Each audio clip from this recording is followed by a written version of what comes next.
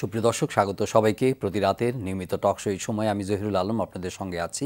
প্রিয় দর্শক, দেশে বেশ কিছু গুপ্ত হত্যার পরের জঙ্গি দমনে পুলিশের বিশেষ অভিযান চলছে। সারা দেশে এ পর্যন্ত অন্তত 12,000-এর মতো 12,000 লোককে আটক করা হয়েছে। এর মধ্যে দেড়েক আছেন যারা সন্দেহভাজন জঙ্গি। এই বিষয়টি এখন সারা দেশে আলোচিত, যে ভয়, যে এক ধরনের উদ্বেগের পরিস্থিতি তৈরি করেছে নাগরিক নিরাপত্তার ক্ষেত্রে, সেটি কীভাবে সরকার দমন করে সেদিকে সবার দৃষ্টি রয়েছে। এছাড়া মার্কিন যুক্তরাষ্ট্রে একটি ঘটনা, বন্দুকধারীদের হামলায় 19 জন নিহত হবার ঘটনাটি সে যুক্তরাষ্ট্র তো বটেই, সারা বিশ্বে এখন আলোচনা। বিশেষ করে অভ্যন্তরীণভাবে যুক্তরাষ্ট্রে যে চরমপন্থার উত্থানের কথা নিয়ে আলোচনা হচ্ছে, সেখানে আইএসের ভূমিকা কতখানি, এবং যারা এই হোমগ্রোন ঘরের ভিতর থেকে জঙ্গিবাদ বা যে চরমপন্থাগুলো তারা দেখছেন, তাদের অভিজ্ঞতায় আসছে, সেগুলো তারা কিভাবে মোকাবেলা করছেন, সেগুলো এখন আলোচনার বিষয়। আমরা আমাদের দেশের পরিস্থিতি এবং আন্তর্জাতিক পরিমণ্ডলে কী ঘটছে সে বিষয়গুলো নিয়ে আলাপ করবার জন্য নিরাপত্তা বিশ্লেষক মেজর জেনারেল অবসরপ্রাপ্ত আব্দুর রশিদকে আমন্ত্রণ জানিয়েছি। স্বাগত আপনাকে স্টুডিওতে। দেশের অবস্থা নিয়ে একটু আলাপ করি। যে ঘটনাগুলো মানে সিরিজ টার্গেটেড কিছু কিলিং হয়েছে, এবং আপনার কাছে কি মনে হচ্ছে যে যেই স্ট্র্যাটেজিতে এখন ল এনফোর্সিং এজেন্সি আগাচ্ছে, সাহসী অভিযান শুরু করেছে, সেটা কতখানি ইফেক্টিভ এবং ইম্প্যাক্ট করবে টু ইমপ্রুভ দ্য সিচুয়েশন? প্রথমে আমি যেটা দেখতে চাচ্ছি সেটি হচ্ছে যে এটি করার প্রয়োজনীয়তা ছিল কিনা। তো আমরা দেখছি যে হারে চাপাতির কোপে একটি নিরীহ মানুষ, অত্যন্ত নিরীহ মানুষ প্রাণ দিচ্ছিলেন, আর সেটির সাথে যে একটি প্যানিক সারা বিশ্বের দেশে ছড়িয়ে পড়ছিল, প্লাস বিদেশে বাংলাদেশের এই যে নিরাপত্তা সুরক্ষা না দেবার একটা অভিযোগ উঠছিল। তো সেক্ষেত্রে আমার মনে হয় যে এটি নিরাপত্তা বাহিনী সক্রিয় নয় এরকম একটা অভিযোগের পরিপ্রেক্ষিতেই তারা এটি করলো। সাঁড়াশি অভিযানের মূল উদ্দেশ্য হচ্ছে যে আপনি এখানে কিন্তু আমরা দেখতে পাচ্ছি যে একটা জঙ্গি, চিহ্নিত জঙ্গিদের ধরা পড়েছে, বেশি ধরা পড়েছে অন্য অপরাধের সাথে সম্পৃক্ত ব্যক্তিরা। যেখানে নাগরিক সংখ্যা সৃষ্টি হতে পারে, অনেকে এটি নিয়ে আমার মনে হয় যে প্রফেশনালসদের উপরে আস্থা না রেখে আমাদের নাগরিক সমাজের অনেকেই এটার ব্যাপারে বেশি বড় বড় মন্তব্য করছেন। তা আমি একজন এক্স প্রফেশনাল হিসেবে আমি যেটা দেখি সেটি হচ্ছে যে এর বিকল্প যেমন একটি কি হতে পারত, আরেকটি হচ্ছে যে অপরাধী, আমার কাছে শঙ্কা হচ্ছে যে নিরপরাধ মানুষ এখানে হয়রানির শিকার হচ্ছে কিনা। তো পুলিশের আইজিপির একটা স্টেটমেন্ট থেকে আমরা জানতে পেরেছি যে অভিযোগ এটি কিন্তু 54 ধারায় গ্রেপ্তার হচ্ছে না। তো এবং আমরা এই পর্যন্ত কারো কাছে শুনিনি যে 54 ধারায় গ্রেপ্তার হলো।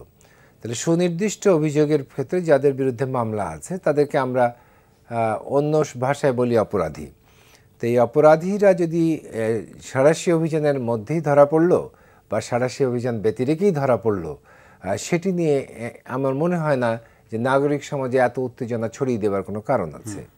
তো এখানে একটি জিনিস হচ্ছে, এখানে মাদক যারা পাচার করছে বা মাদক যারা বিক্রি করছে তারাও ধরা পড়ছে, যারা অস্ত্র বিক্রি করছে তারাও ধরা পড়ছে, যারা ক্ষুদ্র অপরাধী তারাও ধরা পড়ছে। তো সে আইনি প্রক্রিয়ায় ধরাটাকে আমি ওইভাবে দেখছি। আমি যেখানে গুরুত্ব দিচ্ছি, এই ধরাটি যদি বাংলাদেশের চাপাতিকে ভোতা করতে পারে তাহলে আমি বলবো এটা সার্থক হয়েছে। আর যদি এই ধরাটি যদি চাপাতিকে ভোতা করতে না পারে, চাপাতি চলমান থাকে, তাহলে কৌশল ইফেক্টিভ হয়নি। আমি সেই বিবেচনায় দেখব, এবং তখন আমরা বলবো যে কৌশল আরও পরিবর্তন করতে হবে। এখন এখানে একটি গণমানুষের একটা চাপ আছে, সিচুয়েশন এটা ইভলভিং, মানে কৌশলটা একটা ইভলভিং প্রসেস। হ্যাঁ, এটা ফিক্সড না, এটি কোনো ফিক্সড না, পরিস্থিতির সঙ্গে চলমান চিন্তাভাবনা এগোতে থাকবে, যেটা কাজে লাগে এরকম কিছু।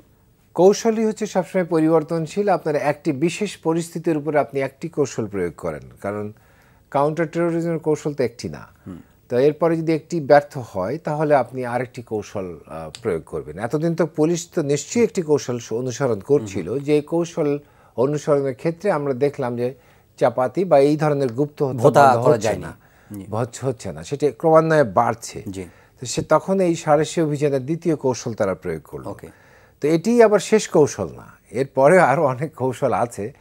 তো দৃষ্টিভঙ্গি এটি হচ্ছে যে মার্কিন যুক্তরাষ্ট্রের কথা আপনি যেটা বলছিলেন, সেখানে যে লোকটি হত্যা করেছে তার বিরুদ্ধে এরকম অভিযোগ ছিল, তাকে FBI গ্রেপ্তার করেনি, তাকে ইন্টারোগেট করেছে, সুস্পষ্ট অভিযোগের সুস্পষ্টতা পায়নি বলে গ্রেপ্তার করেনি, তার জন্য এখন মার্কিন নাগরিক সমাজ এফবিআইকে ধুয়ে দিচ্ছে। তারা বলছে যে তোমরা এটিকে যদি গ্রেপ্তার করে রাখতে পারতা তাহলে আজকে তো এই 50টি মানুষের জীবন নাশ হতো না, আরও 50টি মানুষ আহত হয়ে আছে। তো সেখানে পারসেপশনের কথা বলছি, নিরাপত্তা বাহিনীর পারসেপশনে যদি কোনো ভুল হয়, তার জন্য যদি বড় ঘটনা ঘটে যায় তাহলে কিন্তু তাদেরকে ছাড় দেওয়া যায় না বলেই তাদের ভেতরে একটা প্রবণতা আমরা দেখি যে কোনো একটি ব্যক্তি যায় যে সন্দেহজনকভাবে জননিরাপত্তায় আঘাত করতে পারে, তাকে যদি আপনি আটকে রেখে যদি জননিরাপত্তা নিশ্চিত করতে পারেন তাহলে সেই কৌশল তো জনগণই অবলম্বন করার জন্য তাদেরকে জোর করছে। তো সেটি আমার মনে হয় একটি দৃষ্টিতে এটি একটি ভালো কৌশল। আচ্ছা, এখন আপনি মানে কাউন্টার টেররিজমের নানা স্ট্র্যাটেজির কথা বলছেন যে এটা চলমান, পরিবর্তনশীল, সবসময় এটা কোনো নির্দিষ্ট ছকে বাঁধা কোনো কৌশল নেই। কিন্তু এই যে একজন সিকিউরিটি অ্যানালিস্ট হিসেবে আপনার কি মনে হয় যে যখন আপনি একটা ঘোষিত আপনার ক্যাম্পেইনে যান, ঘোষিত অফেন্সিভে যান, তখন ওইটার সাকসেসটা কতটা রিমার্কেবল হয়? তখন তো ধরেন যারা আপনার টেরর আউটফিটের কথা বলা হয়, যারা মিলিটেন্ট আউটফিট আছে বা এক্সট্রিমিস্ট আছে, তারা কি নিজেদেরকে আরও একটু গুছিয়ে নেওয়ার সুযোগ পেয়ে যায় না? পেয়ে যায়। তবে এখানে একটু পারসেপশনালি এর ভিতরে বিভিন্ন তত্ত্ব আছে। যদি আপনি একটু খুব বড় ধরনের অপারেশন করতে চান, যেটি সারা দেশব্যাপী একসাথে, এটি ঘোষিতই হতে হবে। ওকে, এটি হচ্ছে প্রধান কারণ, হচ্ছে যে জনমানুষে আপনি যখন এটির কারণে বিভিন্ন অপারেশন, পুলিশ বিভিন্ন জায়গাতে রেড করবে, মানে কোল্যাটারাল ইনসিডেন্টগুলোকে যদি জনগণ না জানে সেখানে একটা ভীতিকর পরিস্থিতির সৃষ্টি হবে, সেটি জনগণকে জানাতে হবে। যেমন সামরিক মহড়ার সময় এক ধরনের ঘোষণা দেওয়া হয়। আরেকটি হচ্ছে যে এটি যখন ঘোষণা দেওয়া হয় তখন আমরা বলি কনসেন্ট্রেশন অফ এফোর্ট, অর্থাৎ পুলিশের যে সম্পদ আছে ওই সম্পদটি এই কয়দিনের জন্য এই কাজে ইনভেস্ট হবে। যদি আপনি এর ঘোষণা না দেন তাহলে এটি সার্বিকভাবে ছোট ছোট অপারেশন গোপনে করা যায়, এত বড় ধরনের না। তো হয়তো অনেকেই এটি হয়তো অনেকে বলেন যে ঘোষণা দিলে ওরা, ঘোষণা দিলে তাদের একটু সতর্কতা তারা তো পাচ্ছেই, সেটা বলা যাবে। তখন আপনি আপনার অপটিমাম রেজাল্ট পাবেন কিনা? না, এখানে একটা প্রশ্ন আছে যে আমি তো সুনির্দিষ্ট অপরাধীকে চিহ্নিত করতে পারিনি, সেটি হচ্ছে আমার একটা দুর্বলতা। যে চাপাতিটা মারছে তাকে তো আমি তাৎক্ষণিকভাবে ধরে ফেলতে পারছি না, সে কিন্তু চিহ্নিত হয়নি এখনো। তো যখন অপরাধী সমাজের মধ্যে মিশে থাকে তখন যদি তাকে আপনাকে চিহ্নিত করতে হলে এটি আমরা বলি আপনি একটা জাল ফেলেন, ঠিক আছে? যদি আরো পরিষ্কার বাংলায় বলি, খ্যাপ জাল ফেলেন। ওই খ্যাপ জাল ফেললে বড় মাছ ছোট মাছ সবই উঠে আসবে। তখন ওইখানে আপনি একটা ফিল্ট্রেশন করবেন, সর্টিং আউট, এবং একটি অপরাধী ধরা পড়েছে তার কাছে তথ্য নিয়ে আর এক অপরাধীতে করবোরেট করে আপনি এটা লিঙ্কিং করে অচিহ্নিত অপরাধীদের চিহ্নিত করার জন্য এটি একটি ভালো কৌশল। তো আমার মনে ওই জায়গাটাতে তো এই রেজাল্টটা তারা দিতে পারবে যারা অচিহ্নিত জঙ্গি আছে সমাজের লোক। কিন্তু একটা অভিযোগ আছে যে পলিটিক্যাল পারসিকিউশনের, যে এটাকে কেন্দ্র করে এই ধরনের অভিযানকে বা অফেন্সিভকে কেন্দ্র করে রাজনৈতিক হয়রানির প্রসঙ্গটা চলে আসে। এটি তো আসবেই, বাংলাদেশে এটা বেশি আসে। এটি আসার একটি কারণও আছে, সেটি হচ্ছে যে আমরা দেখেছি আমাদের জঙ্গিবাদটা রাজনীতি বিমুক্ত না। যে আমি যখন আমেরিকার অরল্যান্ডো শহরে যখন জঙ্গি হামলা হলো তখন আমি দেখলাম যে ওখানে সমস্ত রাজনীতিবিদরা স্পটে, গভর্নর স্পটে, সিনেটর স্পটে, তো ওখানকার মেয়র স্পটে আছে, তারা ইররেসপেক্টিভ অফ পার্টি অ্যাফিলিয়েশন, এবং আপনি যতগুলো স্টেটমেন্ট দেখবেন সবাই জঙ্গির বিরুদ্ধে।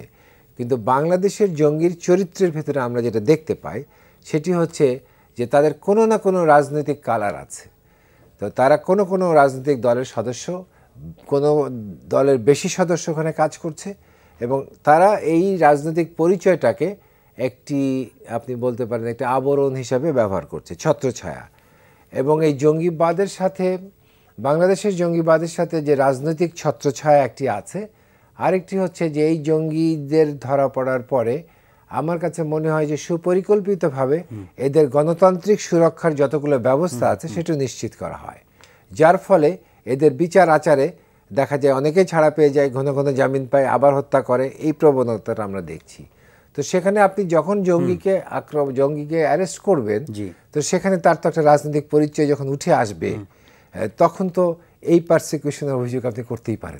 এটা একটা ব্যাখ্যা, এটা একটা বিশ্লেষণ আপনার, কিন্তু এরকম হয় কি যে রাজনৈতিকভাবে এইভাবে যে আমরা এক ধরনের বক্তব্য দিয়ে একটা ডিনায়াল অ্যাপ্রোচ বা মুড তৈরি করছি কিনা সবসময়, যে এটা রেটরিক, রাজনৈতিক গোষ্ঠীর কাজ, এটা রাজনৈতিক গোষ্ঠী করছেন, এবং প্রকৃত যারা এই টেরর বা মিলিট্যান্ট বা ভায়োলেন্ট এক্সট্রিমিস্ট আউটফিটগুলো গড়ে উঠছে আমাদের অজান্তে বা ইয়েতে, তাদেরকে আমরা আর আলাদা করে চিহ্নিত করতে পারছি না। আমি রেটরিককে খুব একটা মানে অ্যানালিটিক্যাল পয়েন্ট অফ ভিউতে আপনার এই রেটরিকের খুব একটা মূল্য নেই।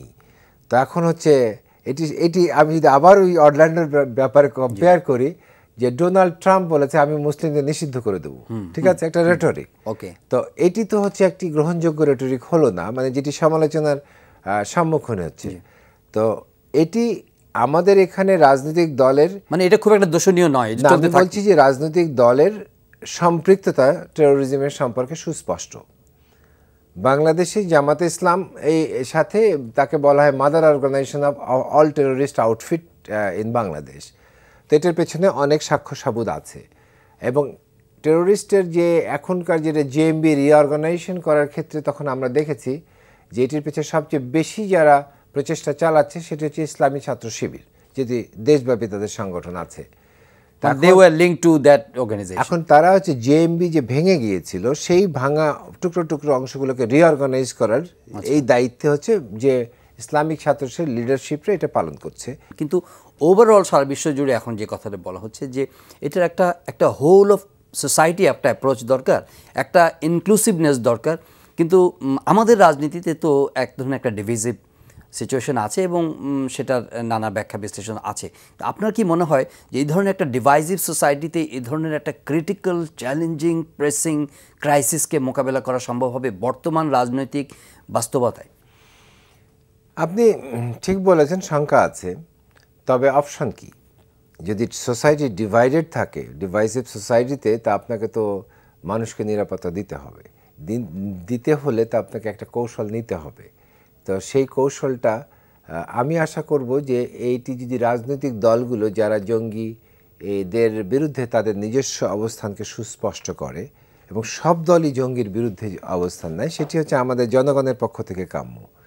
আর যদি কোনো একটি পার্টিকুলার দল রাজনীতির ছত্রছায়া দিয়ে জঙ্গিকে পুষতে থাকে বা মদত দিতে থাকে, তাহলে সেখানে তো এই যে আপনি বললেন ইনক্লুসিভনেসটা, সেটি আমরা দেখছি, সেজন্যই হচ্ছে না। তা নাহলে আমাদের মতো একটা উন্নয়নশীল দেশের রাজনীতিবিদরা কেন একসাথে কাজ করতে পারবেন না? তো এখানে হচ্ছে যে তাদের যে পাস্ট পলিসিসগুলো আছে, যেটা লিগ্যাসি, সেটি থেকে ওনারা বেরিয়ে আসতে পারছেন না, ঠিক আছে। তো এখন হচ্ছে ৭১ সালে আমাদের যুদ্ধ হয়েছে। যুদ্ধ হওয়ার পরে জামাতের অবস্থান যুদ্ধবিরোধী অবস্থান ছিল। তো সেই অবস্থানের কারণে বিচার তাদের ফেস করতেই হবে, এটি তারা মেনে নিতে চায়নি। যে যুদ্ধাপরাধীদের বিচারটাই তো সবচেয়ে বেশি ক্রিটিক্যালি এখনকার সমস্যার ইম্প্যাক্টিং কেন্দ্রবিন্দু বলতে পারেন, ফোকাস বলতে পারেন। তারা এটা মেনে নেয়নি। এখন সেখান থেকে যে সূত্র হলে এটির বিরুদ্ধে তারা যখন কাজ করতে চাচ্ছে, যখন তারা গণতান্ত্রিক পন্থাতে তাদের জায়গা হয়নি, তখন তারা অগণতান্ত্রিক পন্থার সব অপশনসগুলো বেছে নিয়েছে। সে বেছে নেওয়ার পেছনে তারা যখন বিএনপির সাথে তারা জোট বেঁধেছে, বিএনপির ভেতরে লিডারশিপের ডিভিশন দেখছি আমরা। এক ধরনের যেটা লিবারেল লিডারশিপ আছে, তারা একদিকে বিএনপিকে ধাবিত করতে চাচ্ছে, আর যারা কট্টর বা র্যাডিক্যাল লিডারশিপ তারা জামাতের সাথে থাকতে চাচ্ছে, এবং এটির সাথে তারা পার্টিকে জড়িয়ে ফেলেছে। তাহলে পার্টির যে গণতান্ত্রিক যে চরিত্র ছিল, সেই চরিত্রের ভেতরে এই সন্ত্রাসের কিছু কালিমা সেই দলকে বহন করতে হচ্ছে। তো এখন এখান থেকে যদি বেরিয়ে আসা যায়, তাহলে সেটি হচ্ছে বেস্ট। বেরিয়ে আসা যায়, এটা are you solely hold them responsible to come out from that মানে পয়েন্ট অফ ভিউ, অথবা ফ্রম দ্যাট নীতিগতভাবে আমি মনে করি যে নীতিটা, অথবা সরকারের কিছু করণীয় আছে। নীতিগতভাবে যখন আপনি বেরিয়ে আসছেন, ইউ আর ডিসঅ্যাসোসিয়েটিং, তখন তো হচ্ছে যে তখন যদি আপনি সরকারের কোঅপারেশন না পান, তাহলে তো জনগণের একটা চাপ সৃষ্টি হবে সরকারের উপরে। তো সেই নীতিগত জায়গাতে তো আমরা দেখছি না এখন পর্যন্ত, যদি এটি আমাদের কাঙ্ক্ষিত প্রত্যাশা। তো আমরা দেখতে পাচ্ছি এখনও ওই, আপনাকে বলবো যে যুদ্ধ অপরাধীদের ওই যে চক্রটা আছে, সেই চক্রের ভিতরে রাজনীতি ঢুকে গেছে।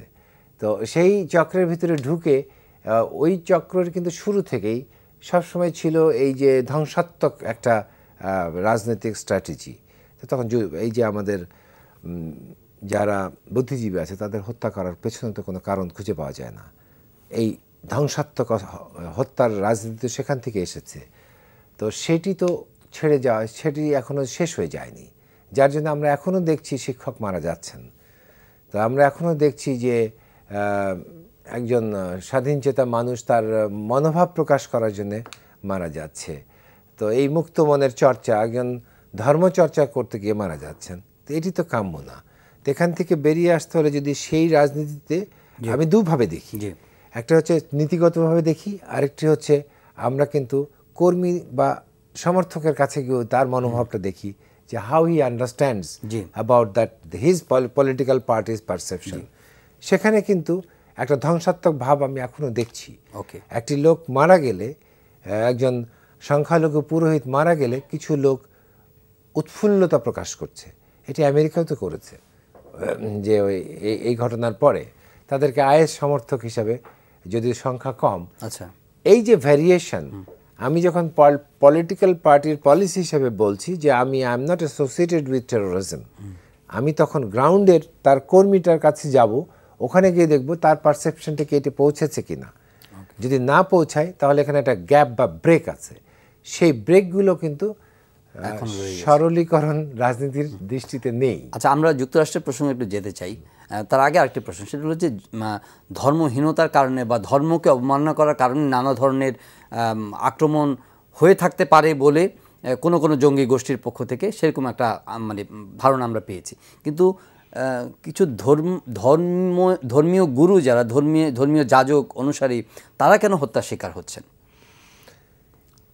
ব্লগার দিকে বলা হচ্ছে ধর্মকে অবমাননার জন্য বা ধর্ম বিরোধী লেখালেখির জন্য তারা আক্রান্ত হচ্ছেন। আবার অন্যদিকে বৌদ্ধ ভিক্ষু, খ্রিস্টান যাজক, হিন্দু পুরোহিত, তারা কেন? এটা খুব মানে এই প্রশ্নটাই তো আমরা সমাধান খোঁজার চেষ্টা করা হচ্ছে। সেখানে বোঝা যাচ্ছে যে ধর্মটা মূল বিষয় না, উদ্দেশ্যের পেছনে ধর্ম কাজ করছে না। তো সেই জন্য যখন ধর্মের বিরুদ্ধে প্রয়োজন ছিল তখন তাদেরকে আক্রমণ করা হচ্ছে। যখন দেখা যাচ্ছে ধর্মের বিরুদ্ধে কথা বলার লোক পাওয়া যাচ্ছে না, হত্যা তো করতে হবে, তাহলে আপনাকে আরেকটা ছুতো বের করতে হবে, অজুহাত বের করতে হবে। তখন এসেছে যে ও পুরোহিত, তো তাকে সে মারার মানে হত্যার যোগ্য, খ্রিস্টান যাজক হত্যার যোগ্য। তখন এখানে কি হচ্ছে যে এটির সাথে আমরা আবার একটা রিয়াকশান দেখছি যে যখন হিন্দু পুরোহিতের ভিতরে আক্রমণ হচ্ছে তখন দেশ বিদেশে হিন্দু সুরক্ষা দিতে ব্যর্থ বলে রাষ্ট্রের প্রতি অভিযোগ আসছে। এরপরে আসছে খ্রিস্টান যাজক, তখন খ্রিস্টান দেশ থেকে অভিযোগ আসছে যে মাইনরিটিকে আমরা, বৌদ্ধ ভিক্ষু, এদেরকে আমরা প্রোটেক্ট করতে পারছি না। তাহলে এটি রাষ্ট্রের একটা বড় দায়, যেটি নাগরিক নিরাপত্তা, সেটি তো নিশ্চিত হলো না। তো সেটি ক্ষেত্রে এইগুলো আপনি যেটা বললেন, এখানে এই উদ্দেশ্যগুলো কাজ করছে। তো সেই কাজের পেছনে যদি ভারত বাংলাদেশ, যেহেতু হিন্দু মুসলমানের একটা ইকুয়েশন আছে, তো বাংলাদেশে হিন্দুদের অবস্থা এবং ভারতে মুসলমানদের অবস্থা কিন্তু আমাদের আঞ্চলিক একটি অবস্থার ভেতরে একটি প্রভাব ফেলে। তো এটি একটা অবজেক্টিভ হতে পারে। খ্রিস্টানরা সেরকম, পশ্চিমা দেশে খ্রিস্টানরা drawing international attention and stigmatize the মানে কান্ট্রিজ ইমেজ বা এরকম।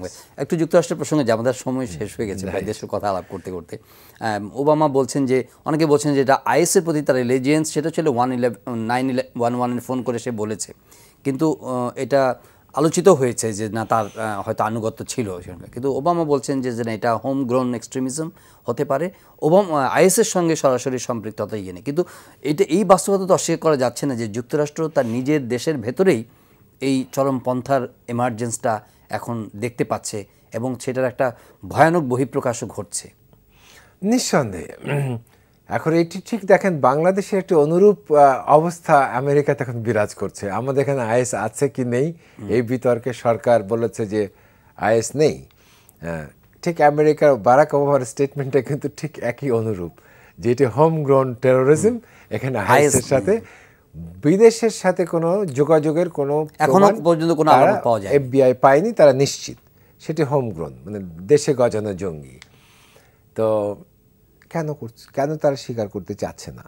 ঠিক আছে, আবার বাংলাদেশে এটি স্বীকার করানোর জন্য কিন্তু তাদের পক্ষ থেকে তো অনেক চাপ আছে। এখানে আমরা যেটা বুঝি সেটি হচ্ছে যে একটি রাষ্ট্রের পক্ষে বিলিয়ন বিলিয়ন ডলার্স আমেরিকাকে নিরাপদ করার জন্য ব্যয়িত হচ্ছে। এটি শুধু এফবিআই না, এফবিআই নিচে যদি আপনি সংগঠন দেখেন, আমি জানি না, আমি অতগুলো সংগঠনের নাম আমি মনে রাখতে পারি না, এটিটি জেটিটি অনেক কিছু আছে। তো এই অবস্থার পরিপ্রেক্ষিতে যখন আপনার বিদেশের এই আইএসের অস্তিত্ব যদি দেশে খুঁজে পাওয়া যায়, স্বভাবতই দেশের রাষ্ট্রের নাগরিক প্রশ্ন করতে পারে তাহলে এগুলো কি করছে। তো সেক্ষেত্রে এই জায়গাটাতে হোমগ্রোন টেরোরিজম হিসেবে যখন এটি নেওয়া হলে তাহলে আপনি ওই প্রশ্নের থেকে অনেকটা মুক্তি পান। সেটি আমার মনে হয় তবে ওবামা চেষ্টা করছে যেখানে ওখানে আরেকটা জিনিস যেটাকে আমরা সবচেয়ে বেশি গুরুত্বের সাথে বিবেচনা করছি, সেটি হচ্ছে ইসলামোফোবিয়া। ওই জাতির ভেতরে এই ঘটনা ঘটার পরে স্বভাবত একটা ইসলাম ভীতি তৈরি হয়েছে। রাজনৈতিকভাবে হয়তো সরকার ক্ষতিগ্রস্ত হতে পারে, ওবামা রাজনৈতিক ক্ষতিগ্রস্ত, প্লাস হচ্ছে যে মুসলিম সম্প্রদায় এখন হচ্ছে নিপীড়নের শিকার হওয়ার সম্ভাবনা বাড়ছে। আর হচ্ছে ডোনাল্ড ট্রাম্প এটাকে রাজনৈতিকভাবে ব্যবহার করার চেষ্টা করছে। ধন্যবাদ জেনারেল রশিদ স্টুডিওতে আসার জন্য। প্রিয় দর্শক, আজকের অনুষ্ঠান এখানে শেষ করছি। সবাই ভালো থাকবেন, দেখা হবে পরের অনুষ্ঠানে। অনুষ্ঠানটি অনলাইনেও দেখতে পারেন www.ntvd.com।